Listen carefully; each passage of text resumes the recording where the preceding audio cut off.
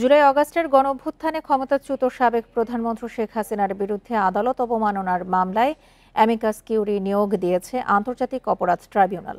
সকালে এই মামলার শুনানিতে এই নিয়োগ দেওয়া হয়। শুনানি আজ আন্তর্জাতিক অপরাধ ট্রাইব্যুনালে অনুষ্ঠিত হবে।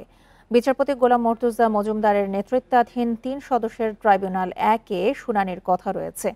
প্রসিকিউশন জানায়, আদালতের অনুমতি পেলে বাংলাদেশ টেলিভিশন বা সামাজিক মাধ্যমে সরাসরি সম্প্রচার করা হবে। গত ৩ জুন এই মামলার শুনানিতে শেখ হাসিনা ও অপর আসামি গাইবান্ধার যুবলীগ নেতা শাকিল আহমেদ বুলবুলের বিষয়ে আজ শুনানির জন্য দিন ঠিক করা হয়। এর আগে গত ৩০শে এপ্রিল ট্রাইব্যুনালে অডিও বার্তায় ২২৭ জন হত্যার লাইসেন্স সংক্রান্ত শেখ হাসিনার বক্তব্য তুলে ধরে আদালত অবমাননার মামলা করে প্রসিকিউশন। এরপর গত ২৫ মে শেখ হাসিনা ও বুলবুলকে ৭ দিনের মধ্যে হাজির হতে দুটি পত্রিকায় বিজ্ঞপ্তির নির্দেশ দেয় ট্রাইব্যুনাল। পত্রিকায় বিজ্ঞপ্তি দেওয়ার পরও ৩ জুন ২ আসামি কিংবা তাদের পক্ষে কোনো আইনজীবী ট্রাইব্যুনালে হাজির হননি।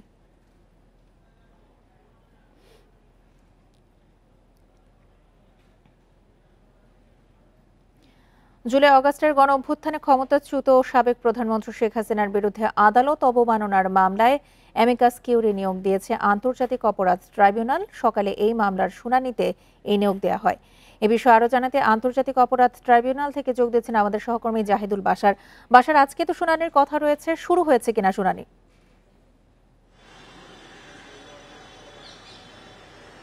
জি, আপনাকে ধন্যবাদ। দেখুন, শুনানি শেষ হয়ে গেছে, অর্থাৎ আজকের মূল যে শুনানি সেই শুনানিটি আসলে হয়নি।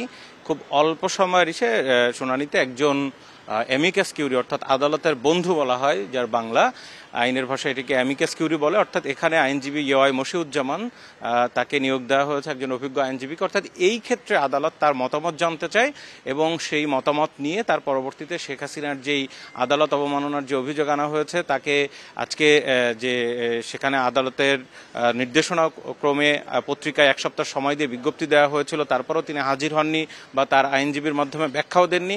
এর পরবর্তীতে কিভাবে এই মামলার শুনানি এগোবে বা পরবর্তী আইনি প্রক্রিয়া কি হবে, এই জন্য পূর্ণাঙ্গ শুনানির দরকার ছিল। তো আজকে সেই দিনটি ছিল এবং আজকে যদি পূর্ণাঙ্গ শুনানি হতো তাহলে কিন্তু এটি বাংলাদেশ টেলিভিশন অথবা সামাজিক যোগাযোগ মাধ্যমে সরাসরি সম্প্রচার করার একটা পরিকল্পনা কিন্তু এখানে ছিল।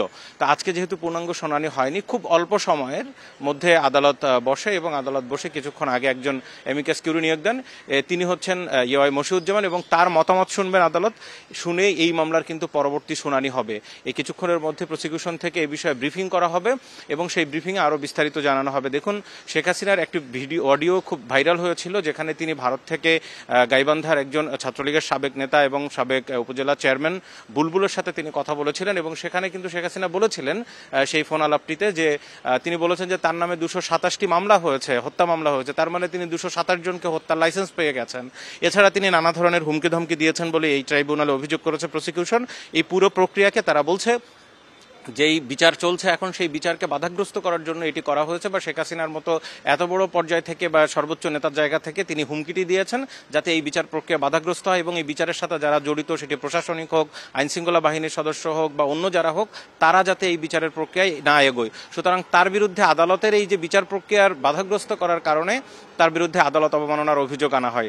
সেই মামলায় গত ৩ জুন কিন্তু আদালত একটি নির্দেশনা দিয়েছিল যে তাকে 1 সপ্তাহ সময় দিয়ে পত্রিকায় বিজ্ঞপ্তি দেওয়ার কথা বলেছিল এবং সেই বিজ্ঞপ্তিও দেওয়া হয়েছিল, কিন্তু তিনি কোনো আইনজীবী বা সরাসরি তারা 2 আসামির কেউই এসে ব্যাখ্যা দেননি বলেই আজকে এটার পরবর্তী শুনানি ছিল। এখন দেখা যাক অ্যামিকাস কিউরি যেহেতু নিয়োগ হয়েছে, পরবর্তী শুনানিতে অ্যামিকাস কিউরি কি পরামর্শ দেন এবং সেক্ষেত্রে প্রসিকিউশনের পক্ষ থেকে কি ধরনের যুক্তি তুলে ধরা হয়। আন্তর্জাতিক অপরাধ ট্রাইব্যুনাল থেকে জুলাই অভ্যুত্থানে শেখ হাসিনার বিরুদ্ধে আদালত অবমাননার মামলার শুনানি ইতোমধ্যে শেষ হয়েছে। এই বিষয়ে বিস্তারিত জানাচ্ছিলেন আমাদের সহকর্মী জাহিদুল বাশার।